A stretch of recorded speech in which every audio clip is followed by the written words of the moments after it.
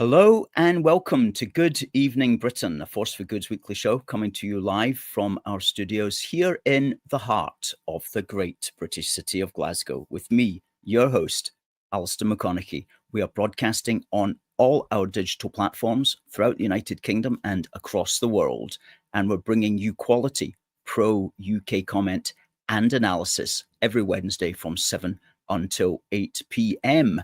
on Facebook, on YouTube, on X, and also when I can get it sorted, we're going to be on TikTok, because you know how it is on these things.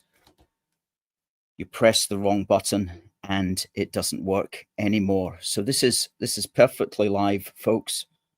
We're going to try to get back onto TikTok, and if it doesn't work, I'm going to just have to discard it, but we're going to do our best. Here we go, live.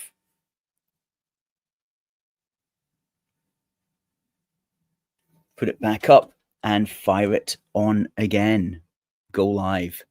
And we're on TikTok. Sorry about that, folks. No, we're not on TikTok. Do you know what? We're just going to have to stop TikTok tonight. What a pity. Never mind. Too much hassle. So, folks, tell us what's on your mind this evening. Okay, we've been away for a couple of weeks and quite a bit to speak about as far as that's concerned. When we say away, what we mean is being away from broadcasting on Wednesday evenings, because we have been getting our head down and getting on with volume 2 of a big book for the Union. And I can announce its official subtitle, which will be Protect Our Country: Policies to Stop Mass Immigration. And it's going to be a cracking book. It's going to be around about the same size, maybe a little bit bigger than our first one, which was One Big Country. This one's going to be called Protect Our Country, which follows on from having a country in the first place. And it's going to be addressing the open border crisis that we are facing. And I'm glad to say it's going to have a lot of original thought in it, a lot of original thinking, and a lot of things that will make you go, that's interesting. Never thought of that before. And it does represent a kind of accumulation of our thoughts on the matter, which we've been thinking about since 1988, basically. 1988, when this began to form as an issue in our consciousness. When we lived down at the time in the south of England, I used to live in, I went to Reading University for 3 years, and then I stayed down there for about another 3.5 years or thereabouts before I came back up to Scotland and lived in Edinburgh until 1999, when I moved to Glasgow. However, back in 1988, when I lived down in the south of England, I used to go into London a lot, every weekend almost. And between 1984 and 1988, I saw it very slowly changing. But it was still overwhelmingly London, as from the old picture postcards. But it was slowly getting busier, and it was becoming definitely more foreign even then. And that was before 1997, when, of course, Tony Blair got in and he just changed it completely. And then we've been going on and on as the years have passed, and the issue has never been getting properly dealt with, and it has been getting made much worse by the people who misgovern us, the absolutely useless British establishment, utterly useless British establishment that misgoverns us and has been doing so for a very long time now. Anyway, we're not going to be touching on that as such in our book. We're not going to be going on about the problems. We're just going to be giving you the solutions. So chapter after chapter, dealing with legal immigration, asylum, illegal immigration, and deportation. And these are the four main sections which we're going to be looking at, and proposing policies, common sense policies, all workable policies. And we did another article which may appear in the book. I don't know, but we published that yesterday. We'll talk about that in a moment. But in the meantime, folks, tell us what's on your mind, anything politically that you want to be speaking about tonight. Debbie's first in, says, good evening, everyone. Good evening to you, Debbie. Oksana is in, says, hi, all. Hi to you, Oksana. Derek says, good to everyone. Good to see everyone. Good to see you back, Alistair, but didn't get the usual feed prior to the start of the show. That was just unfortunate, Derek, but glad that you noticed. Hi to Catherine. And by the way, Derek, have you noticed I'm wearing this blue t-shirt? Derek knows what that's about. That was a gift from Derek to the show, which we much appreciate. Dan Tag says, good evening, fellow terrorists.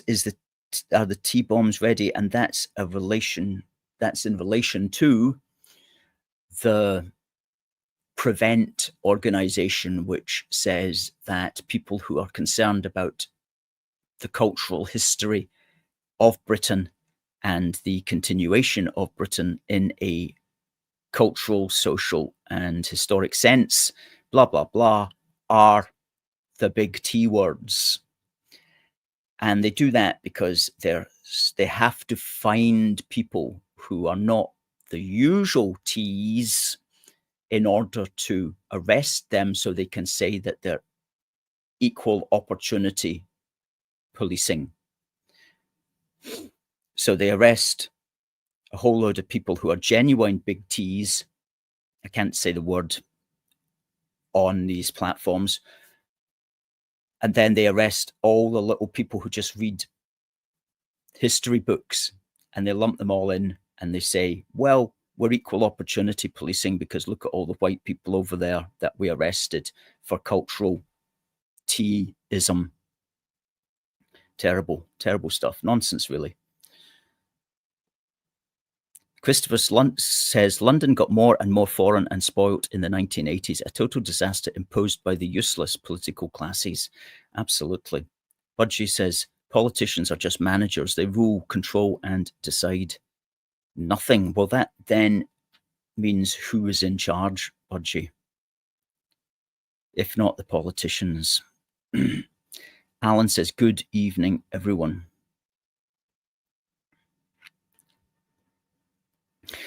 So let me just briefly talk about why I've got this flag in the background. This is the royal standard of the United Kingdom when used in Scotland. So it is quartered with 2 lion rampants, an Irish harp, and the English 3 lions. A very nice flag. Each Wednesday, I wonder what kind of flag should I put up today, what happened in British history that I could maybe allude to as a consequence. And on this day, it's a little bit random, but on this day, the first king of Great Britain and Ireland passed away. That was George I. Now, of course, that's not correct. Ah, yes, it is. It is correct. It is correct. The first king of Great Britain and Ireland, not the first king of the United Kingdom of Great Britain and Ireland, but the first king of Great Britain in one way and Ireland secondly. George I, who passed away in 1727. And he wasn't meant to be king because the queen who had died previously was Queen Anne. and she died without any children. And her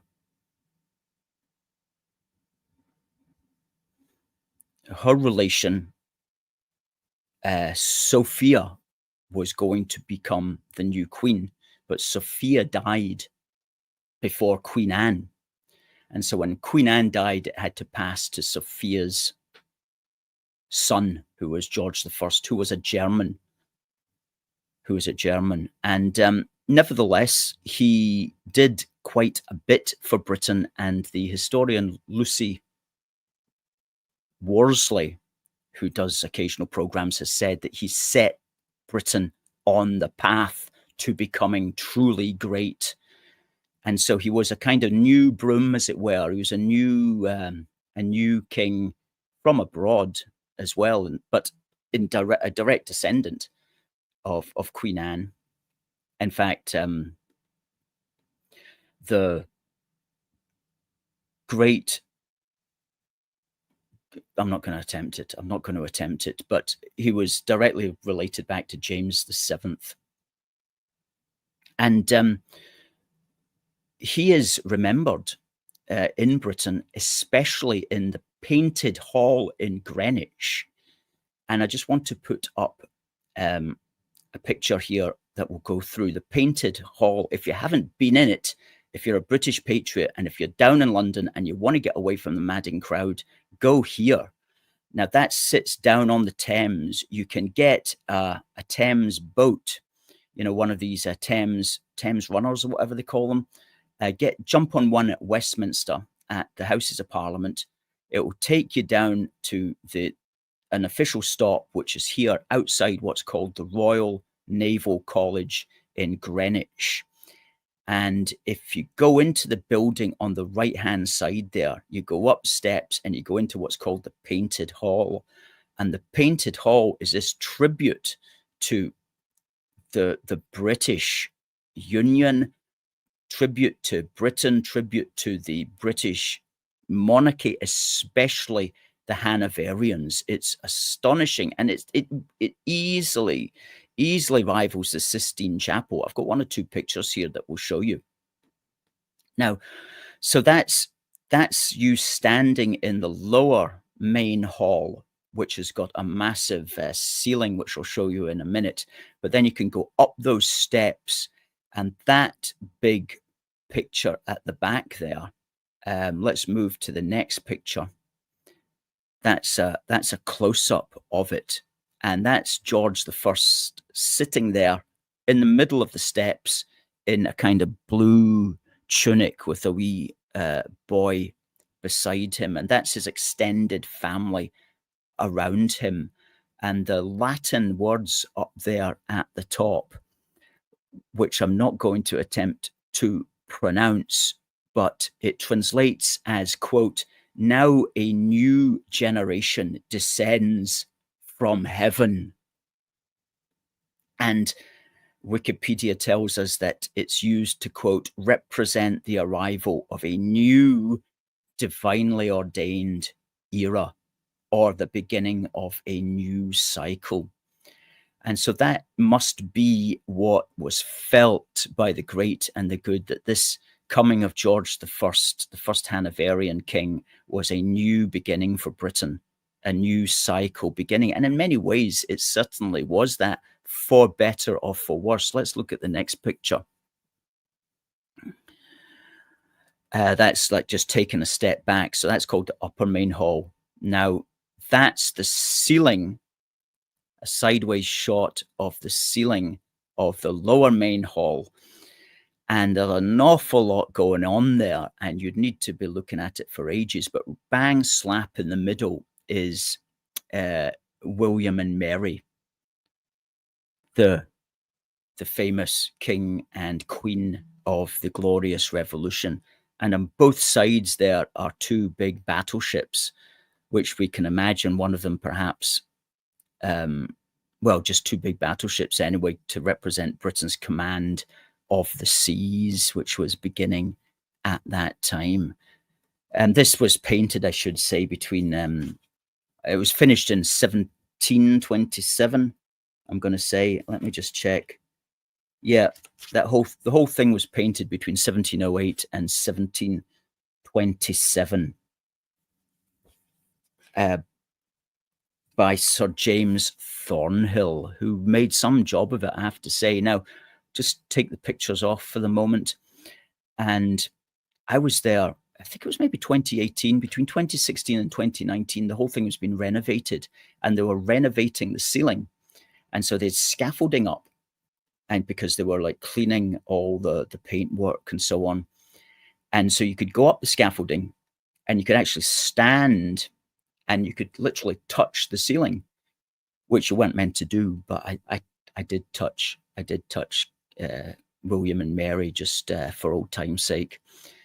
And so I can say that I've actually touched that ceiling, which is something. And next photograph, yeah, that's taken at the time of the renovation. So you could get up there and walk about, as you can see there on the right in the center of what's going on there. And it apparently was painted that way. It was painted by putting up a scaffolding platform. No doubt not as safe as that one was. And took a good 20 years to do the whole thing. So a labor of love that was. Okay. That's just a little bit of British history for you. But if you are looking for something to do in London, I definitely do recommend checking out the Painted Hall, especially if you're into that kind of stuff, if you're into history, if you're into British culture. And it's one of these things, it's like so much to look at. It's like, this is incredible. You could just, they do have sofas, as it were, kind of padded seats that you can lie back on. They encourage you to just like lie back on it so you can look up at the roof and take photographs of the roof. A great thing that not many people know about. They don't know that that's there. So I always like to mention that. So that's today. This is the day when George the First died in 1727. And when George II was proclaimed king. And you often find as well with some historians today, they don't like those kings, the three Georges, and they're always trying to do them down or portray them as deficient in some way and playing up their personal foibles and their personal problems and so on, to an unfair extent, because there is a political opposition to those three guys still today in the country, and especially among some of the so-called great and the good. So that leads me on, I suppose, to talking about King Charles knighting Sadiq Khan. What do we think of that? Right.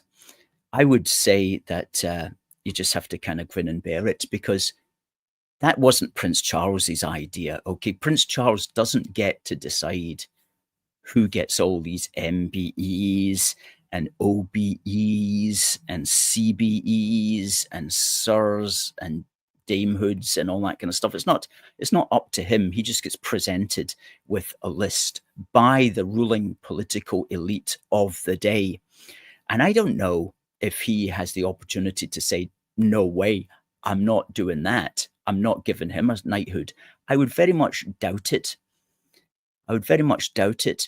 And also, Charles himself has got to be careful to do something like that, because, you know, he's subject to the political power of the day as well. And so if his ministers come to him and say, you've got to give Sadiq Khan a knighthood, no doubt, well, maybe he wanted to, but even if he didn't want to, how much opposition could he really make? How much of a fuss could he really kick up? I'm not sure he could do very much, really, without upsetting a lot of people who might not forgive him. So he's got an awkward line to tread at all times. So people who say, and I see it on Twitter today, oh, we can't have a monarchy anymore because they knighted Sadiq Khan. No, that's short-termism. You've got to see the long term in everything. And realize that, Okay, so he knighted Sadiq Khan today. Tomorrow he'll knight somebody that you like, or he'll knight somebody a lot better, or he'll knight somebody that all the people who dislike Sadiq Khan like and support. So to try to just bring down or say I've had enough of this British institution because it's done something that I don't like, there's no consistency there. And you've got to be consistent and try as much as you can to hold on to a particular thing rather than just like throwing the baby out with the bathwater every time you get annoyed, because believe me, you can get annoyed every single day. So it's all about trying to keep these traditions and institutions alive and vibrant as much as possible, because what at the end of the day is going to replace them? You can get rid of it and there'll be nothing there, and you'd have to like take down the painted hall in Greenwich. You'd need to level all the history, and no doubt some people want to do that. But that's once you start like saying I've had enough of an institution, then where's the end of that? Where does that end? So I don't like the fact that he knighted Sadiq Khan. I find that absurd, totally absurd.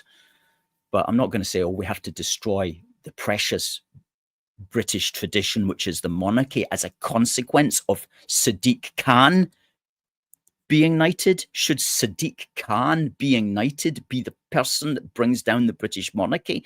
Should Sadiq Khan bring down the British monarchy because he got knighted? You know, you could look at it that way as well. So of course not. I'm afraid you are just going to have to grin and bear it a lot of the times, as far as some of the things that we might see are concerned, because we just got to keep an eye on the value of the overall institution and realize that nothing's perfect. Nothing's perfect. Not even a president or somebody else will ever be perfect either. There's always going to be huge numbers of people who like them and huge numbers of people who dislike them, whether you've got a king, a queen, a president, a prime minister, or whatever. So Derek says, looks amazing, the painted hall. Need to go there, as I've been so many times in London, so something extra, new place to go. Well, you really enjoy it, and especially if you get a Thames Clipper. That's what they're called. Get a Thames Clipper up from wherever. It stops at lots of different points, and get off at Greenwich, and beautiful. A beautiful day out. A beautiful day out. And Oksana is correct. I mean, Khan has ruined London. There's no question about it. Crime has just exploded under his premiership. It's terrible. I mean, it's terrible. He certainly shouldn't have been knighted, but I'm not going to bring down the British monarchy as a consequence, as I say.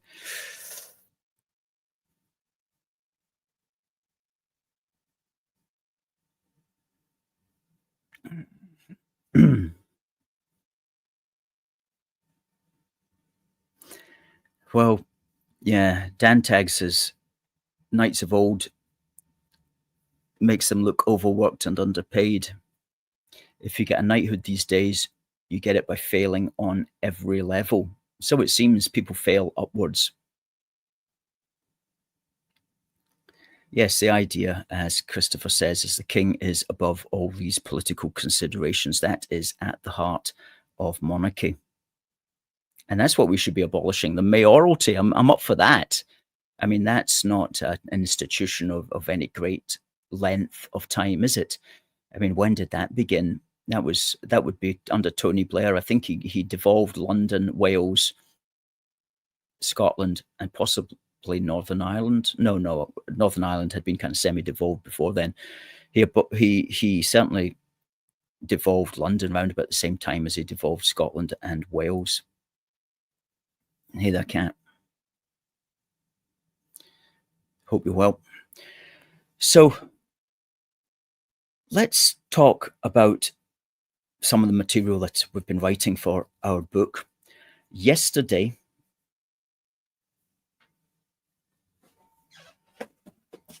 yesterday we put together another new article, which is on the website. It's called Homeless Refugees in Glasgow.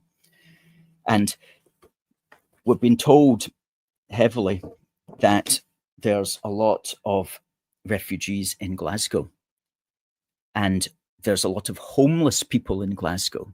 But what they never like to do is to marry up the two figures and say, well, which of these, how many homeless people are refugees? And actually, we discovered yesterday it's 72% of the so-called homeless in Glasgow are actually refugees. Now, let me just very briefly explain how this works. And there's the article. Just go to aforceforgood.uk, go to the blog, and it's the first article up there. Now,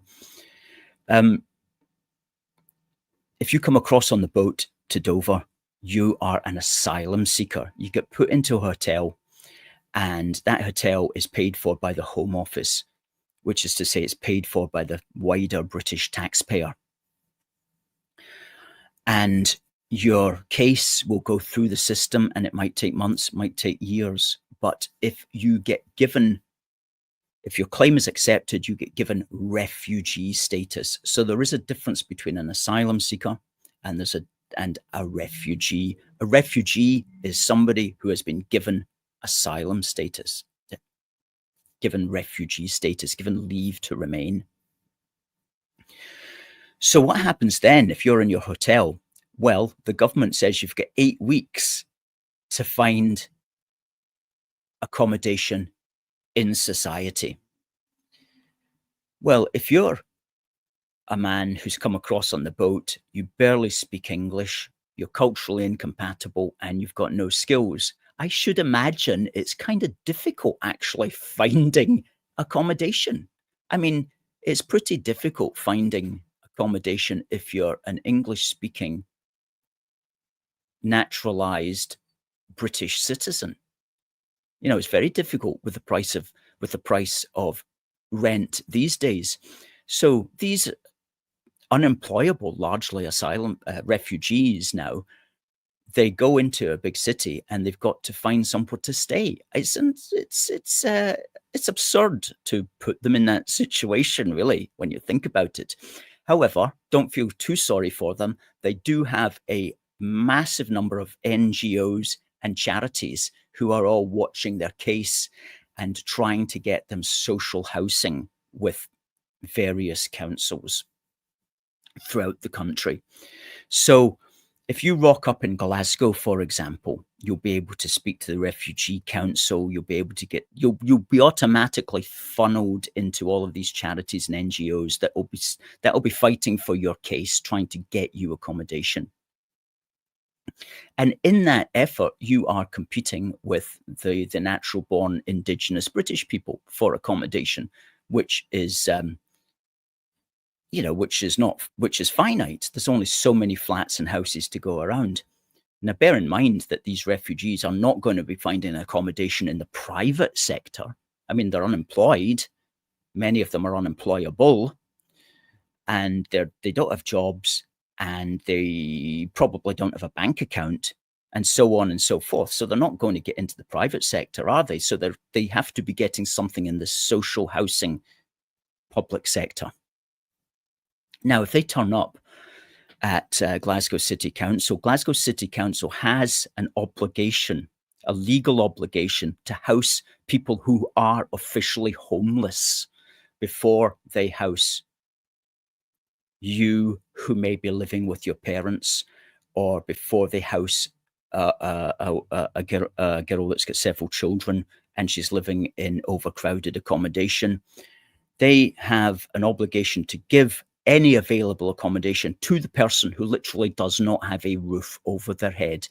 So what we're finding now is, with these hundreds and hundreds and thousands of refugees needing accommodation, they are naturally going to be put first, because otherwise they would be homeless. And so if there's any flats going, if there are any kind of bigger housing that a refugee family needs, if they've got lots of children, they'll get that accommodation before everybody else, because they would be homeless otherwise. That's how the council would see it. And so what that is saying is, as long as we continue to have this ridiculous asylum system that's churning out endless numbers of refugees, then the indigenous population is never going to be getting housing. The indigenous population is always going to be falling further and further and further down the housing list. It's completely unfair. Now, if you speak to the politically correct people at Glasgow City Council, they'll say, we're not prioritising the refugees, we're prioritising the homeless. Okay, that's a clever way of putting it, because in effect, the refugees are homeless. Okay, so they don't look at it from the kind of nationalistic point of view, or they don't look on it as like the refugees and the indigenous population. In their politically correct world, they're only looking at it as, who are the homeless people? Oh, there's another 200 homeless people have just rocked up today. We have to find accommodation for them. And so what it also means, of course, is that there's not accommodation for them. There's certainly not the flats being built to accommodate them, because you cannot build flats, even small flats, at the rate at which these people are coming in, hundreds a day. So what the council has to do is find hotel or B&B accommodation for them, if there are any who they can't find flats for.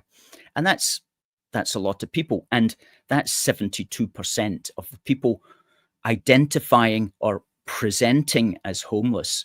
72% of them in Glasgow at the last count this last month. 72% of them are official refugees, people who have been given refugee status. Now that's absolutely crazy when you think about it. And it shouldn't be allowed. Now, we've written this article, as I say, Homeless Refugees in Glasgow. And I'll just see if I can bring it up here.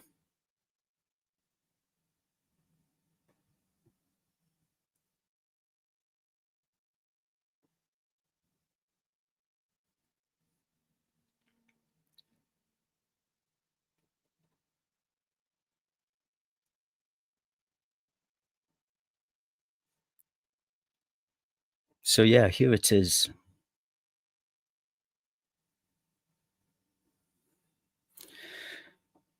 Homeless refugees are creating an utterly untenable situation for Glasgow City Council. We look at why this is and how the outdated refugee system is working against the best interests of the native population. The refugees are always destined to be top of the housing list, and we propose the obvious solutions. And we take it from the top because there's so many people confuse the terms. And one of the confusing terms is illegal immigrants. We tend to look on everybody who crosses the channel as illegal, but that's a confusion of terms because they are actually legal. They are exercising their legal right under Britain's membership of the UN Refugee Convention. That's why we need to leave the UN Refugee Convention, so that we can make them genuinely illegal.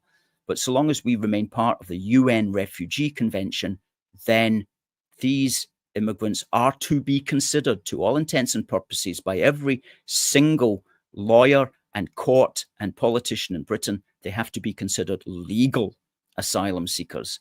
They then go to the hotels, as I say. If their claim is granted, they then become an official refugee, which again is another legal status.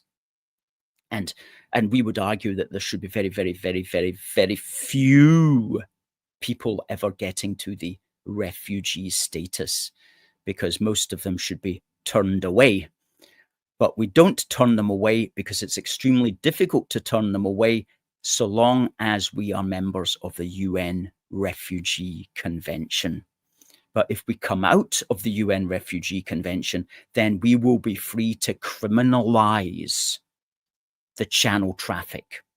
We'll be free to criminalize that and say, if you cross on a little dinghy, you're getting picked up and you're getting taken to a detention camp where you will stay until you self-deport or until you agree to be officially deported. And that's the only way that we're going to stop the channel traffic. And that's been known by us since 2018.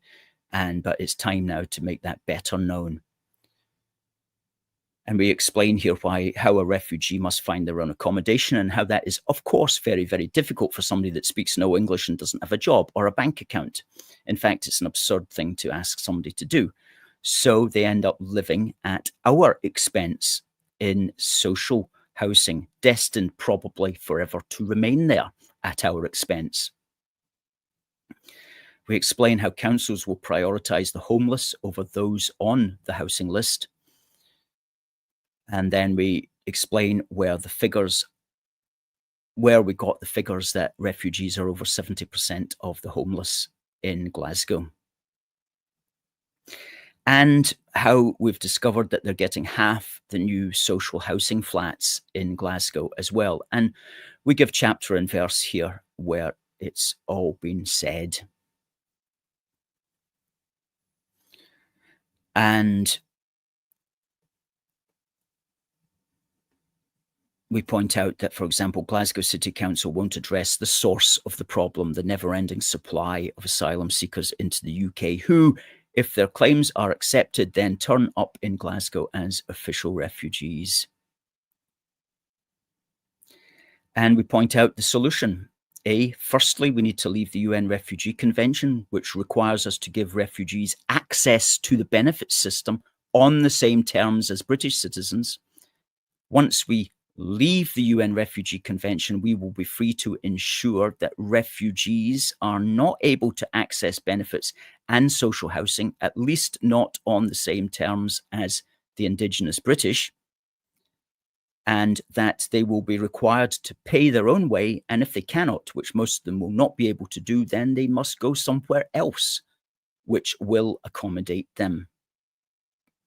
But what we'll find also when we remove access to benefits and social housing is that many of them will no longer want to claim asylum after all. That in itself will disincentivize a lot of people from coming here. And thirdly, refugee status should never be a pathway to indefinite leave to remain. It should never be a pathway to citizenship, never be a pathway to any kind of permanent settlement. And removing the asylum refugee pathway to permanent settlement will also disincentivize many from claiming asylum in the first place. Far, far fewer people will want to come over if we do that. So it's all there. It's all very good. We might include this as a chapter in the new book, but it's there for anybody with the desire to find out what is actually going on. But it is an absurd situation, because so long as we're tied up into the system, so long as we're literally churning out official legal refugees into society every single day, then we are ensuring that the British people on the housing list will have to be put second, third, fourth, fifth, and ultimately 1/1,000,000th last, because the councils will prioritise those people who are presenting as homeless and largely helpless as well, due to the fact that they can't speak the language, they've no skills, and they're got very little really very little in the way of being able to remedy those things. Well, there we go. there we go.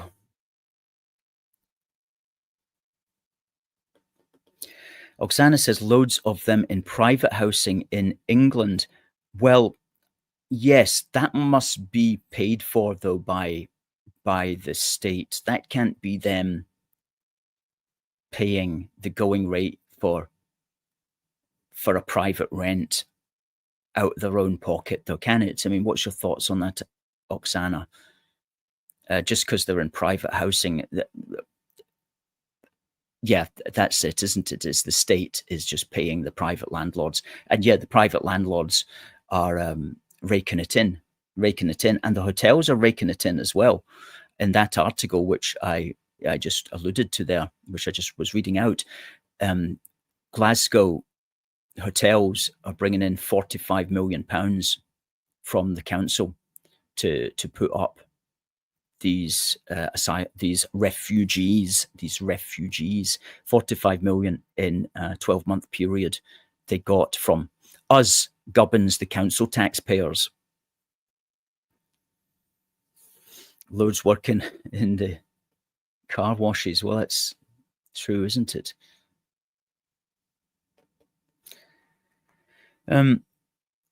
Christopher says quite rightly they should all be in camps and under guard. In fact, they should have been turned back at the border in the first place. Well, that's the problem with our border, because our border is a sea border. So it's a lot easier to turn them back in Poland or Hungary when it's a land border and they just have to turn around and walk in the opposite direction. Whereas our border, you'd think it would be harder, but it makes it actually, you'd think it would be easier for us to defend it, but in the modern world, it actually makes it harder for us to defend it, because we literally can't reasonably, legally speaking, push them back out to sea again, whereas we could turn them away at the border. For example, there are a lot of asylum seekers coming across from the Republic of Ireland land border across to Northern Ireland and claiming asylum in Northern Ireland. We know all about that land border. That's also a virtually open one.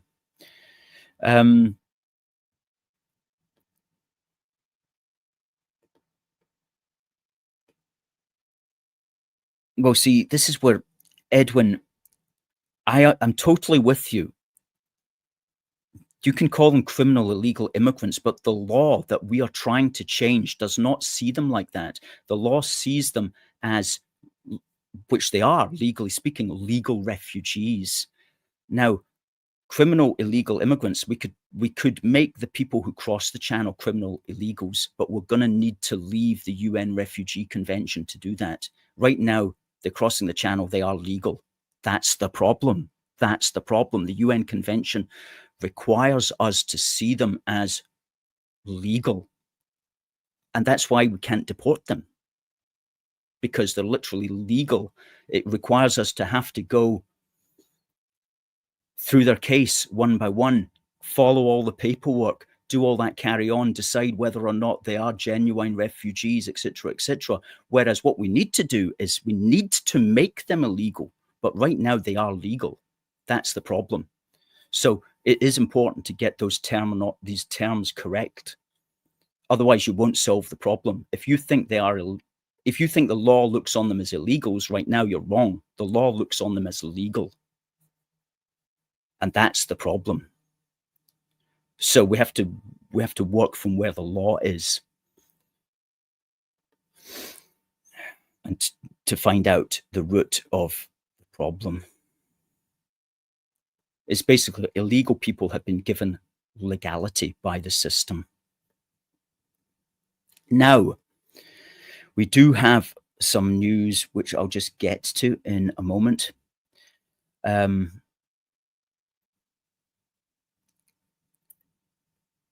I'm looking at any other comments here that I want to read out before I get on to announcing that we are beginning our British Summertime Crowdfunder tonight. Now, the link is up, and I'm going to just bring the link up here. Let me just write it up. It's just launched.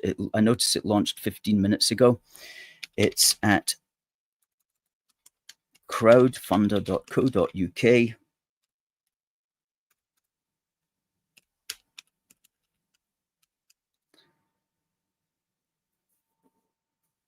Here we go, crowdfunder.co.uk/summer 2025. Now, we find that we have to do a British Summertime Crowdfunder. If we don't make enough during our Yo Britannia Crowdfunder, then we have to do a Summertime Crowdfunder to get us through the next 6 months. So we're calling this one Protect Our Country, Stop Mass Immigration. And we need to raise £2,400. And we need to raise it for 4 main things. The main thing that we need to raise it for is just to continue being able to operate until the next crowdfunder. Because every day we have expenses. And that's the main expense. The second main expense is to get our book published. We do have to hire a very good graphic designer who'll do another tremendous job. I'm absolutely sure of it. We also need money for a big event which is coming up in July. We're going to launch the book, wait for this, on Dover Beach. We're going to launch the book on Dover Beach, or perhaps if they won't let us onto the beach, outside Dover Castle or wherever, but we're going to launch it down in Dover. And we're also going to have a very big banner that says Asylum Frauds Out. And so that's going to be a really good piece of activism, which we're going to be doing during this summer. So please check it out. Now, if you notice above me there is a QR code. Let's flash the QR code up. And I think if you hold your phone up to that, it should take you to the crowdfunder. If anybody wants to try that and tell us if it works, that would be great. If it doesn't work, tell us it doesn't work as well. But that should take you to crowdfunder.co.uk/summer 2025, which is our British Summertime Crowdfunder. And we'll see how much we can raise. Okay.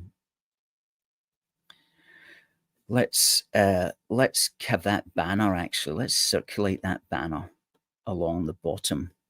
Let's turn it into a ticker. There we go. Good. And as usual, feel free to give us a £5, give us a £10. We do have rewards, quite a few rewards up there, 1 or 2 new rewards. But the main reward that we're hoping people will just lap up is the badge.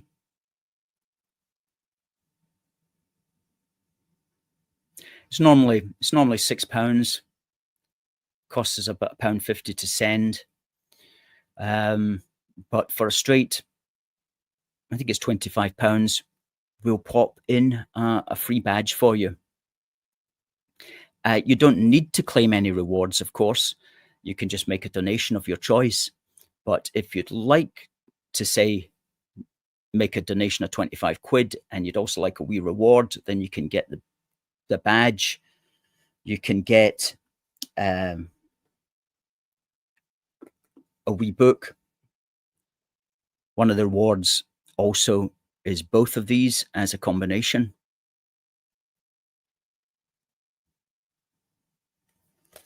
You can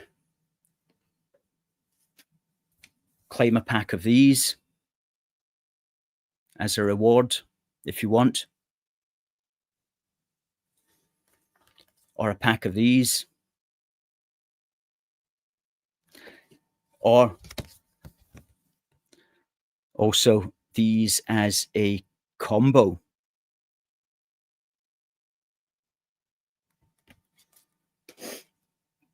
We've also got 1 or 2 t-shirts up there. We're going to put more t-shirts up there, but for now you can get the t-shirts either in the shop or you can get this one. Let's get rid of that the shop hyphen. You can get this one, British and Proud,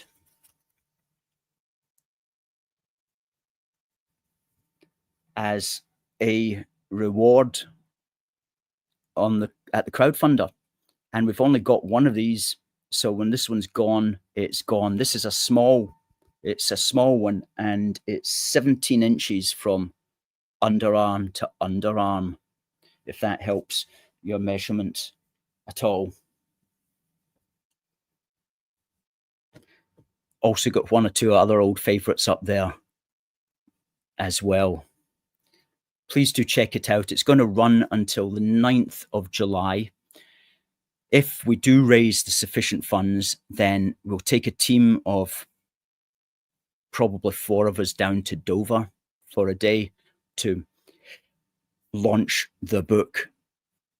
And that will be sometime around the middle of July.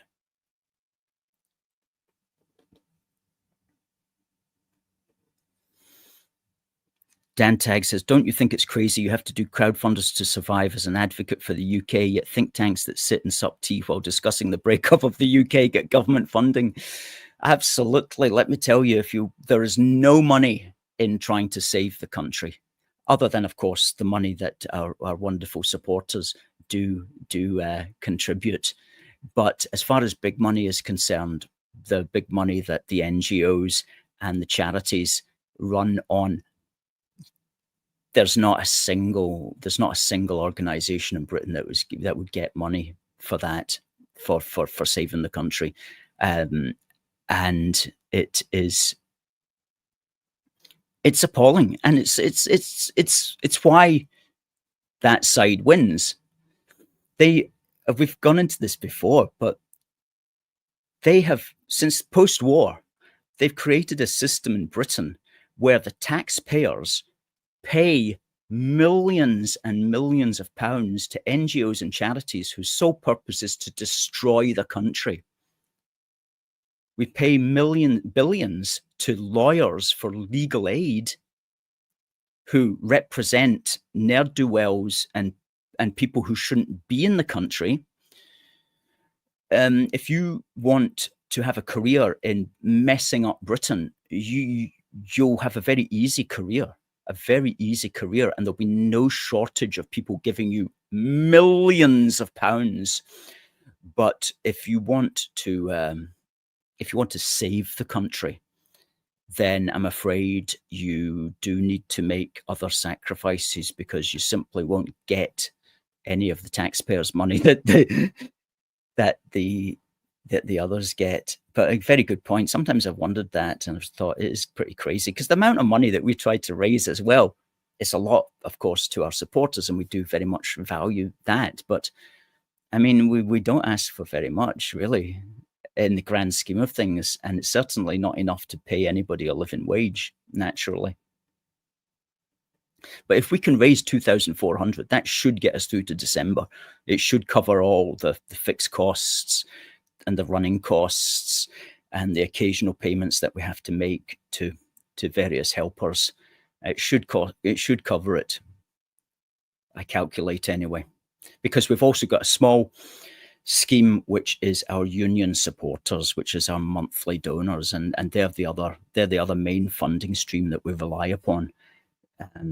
People who give up to maybe £3, £5, £10 a month. Some people are very generous. They give a little bit more than that as well. And that really does keep us going. And we're very, very grateful to them as well. That's our union supporters link, which we'll just put up as well for you at the top here. Union supporters, forceforgood.uk/union-supporters. That's the monthly donors upon whom we do rely and very much appreciate as well. And sometimes what we find is that the union supporters are the same people who donate to the crowdfunder. So these are the really committed people, and we do thank you. We do thank you so much for everything that you do in that regard. Derek says the link's working. Well, that's good. That's good. Yep. Christopher says, we fund those who would destabilize our country and culture, people who are destabilizing it. Absolutely. We do fund it. And one of the chapters in our new book is going to be about defunding what we call the immigration invasion sector. The immigration invasion sector, we've got to defund them, because so long as they're getting millions and millions of our money, then we can't beat them. We cannot beat them. That's the fact. We cannot beat them. If we're paying them to oppose us, then we cannot beat them. Ipso facto, we cannot beat them. So we have to defund them. And that's going to cause a ruction. And so you're going to need men and women in power who are not going to be intimidated. And that's when it gets difficult, because a lot of politicians will just choose the easy path. But if you're going to turn around to the legal industry and say, we're taking your legal aid off you, you cannot anymore get legal aid to represent asylum seekers, they will scream. Oh, they will scream. They'll write storylines into EastEnders about a lawyer who's now struggling because he can't pay his rent, and because the government has defunded his asylum-seeking legal aid money. You know, they'll do everything they can. The system will come out full guns blazing. They'll be putting up signs on buses. You'll be standing at 7 o'clock in the morning waiting for your bus, seeing a digital sign right next to you about how you've got to, like, refund the lawyers because the poor lawyers are losing millions. You know, you'll see, it'll just be, you'll be just battered by messaging, anti-British messaging. But we're going to have to just like push through it and just defund the lawyers, defund that legal system, defund the NGOs, defund the charities. And if they don't like it, too bad, they're going to have to get a proper job. That's coming. It's not coming tomorrow. It's probably not going to be coming during the Keir Starmer government, but our job right now is to move the conversation in that way. Our job is to create the new narrative, to move the conversation to the position where people will accept defunding lawyers, where they will accept defunding the NGOs, where they will accept defunding the charities that attack our country, that push the mass immigration into the country. We've got to get that conversation going. It's going to annoy a lot of people, but it's got to be done, and we're going to win it because we have to, because our country depends upon it.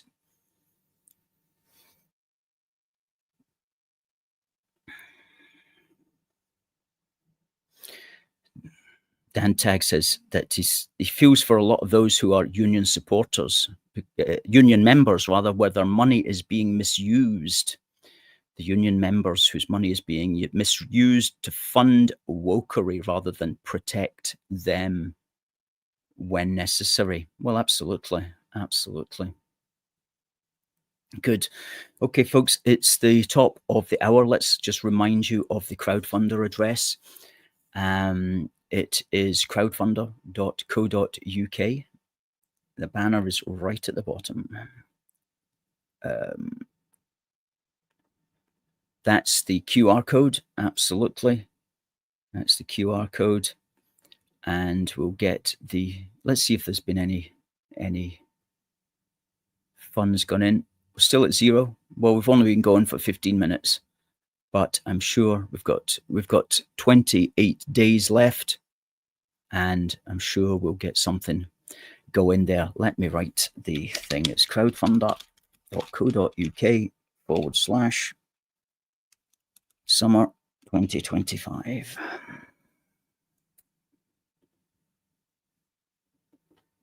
There we go.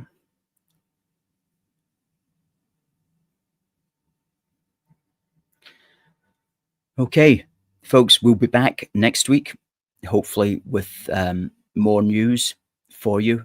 And it just remains for me to say until then, thank you very much for watching. Please do share. Please do repost. Please do give us a thumbs up and a like. You know the score really helps.